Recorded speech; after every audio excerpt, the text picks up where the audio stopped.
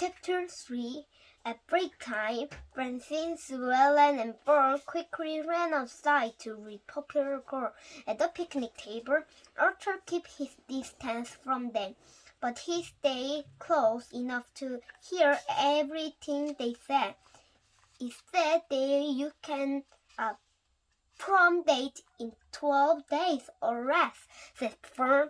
What's a prom? Some kind of dance, I think, said Sue Ellen. And you have to wear a really uncomfortable dress, said Francine. How do you know that? Asked Fern. I hear Catherine talking about them. Lots of times the dress wouldn't even fit in a regular car. You have to take a limousine. That could be fun, said Sue Ellen. Francine thundered. Not if you are uncomfortable.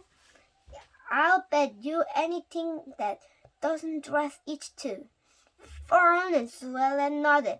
Did I hear someone mentioning dress? Asked Muffy, who had just come outside with Jenna. Uncomfortable dresses, said Francine. Muffy was listening.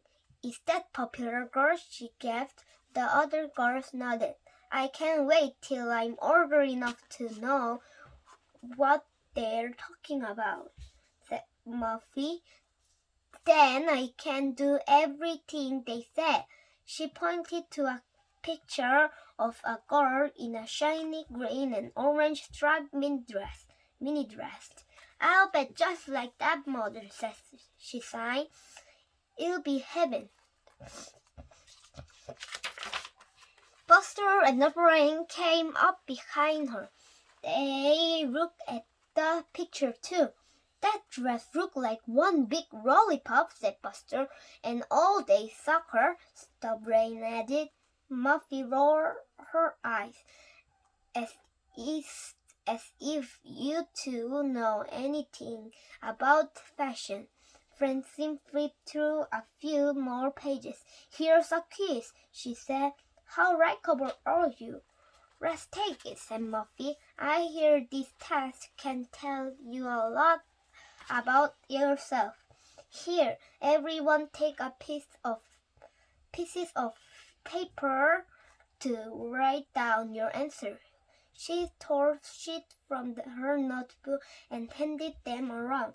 Arthur, Buster, and the Brain laughed as they took their sheets. We don't need some sloppy test to tell us if people like us, said Arthur. That's true, said Buster. We can tell by the look at their face. Well, look can be deceiving, Muffy reminded them. Never mind the boys, said Fern, who had found some pencil in her pack and was passing them out. What doesn't it say? Francine read one. Question number 1. If you were a sandwich, would your friend be A. Potato chip, B. Diet soda, C. The plate, or D. Hungry? Definitely potato chips, said Arthur. I agree, said the Brain. This test is making me hungry, said Buster.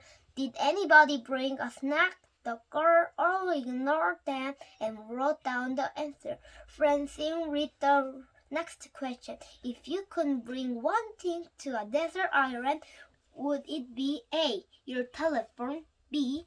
Your mirror, C. Your 10-speed blow dryer, or D. Your kitchen? This one harder, said Fern. Francine bit her tongue in thought B. from making her choice, but before she could continue, a huge gust of wind blew the magazine off the table. It spun end over end and landed in a mud puddle. Is it still readable? Fern asked anxiously. Francine ran over and picked up the soggy, dripping bundle of blood. Sorry, she said. I don't think this patience is going to make it. She dropped the magazine into the trash can.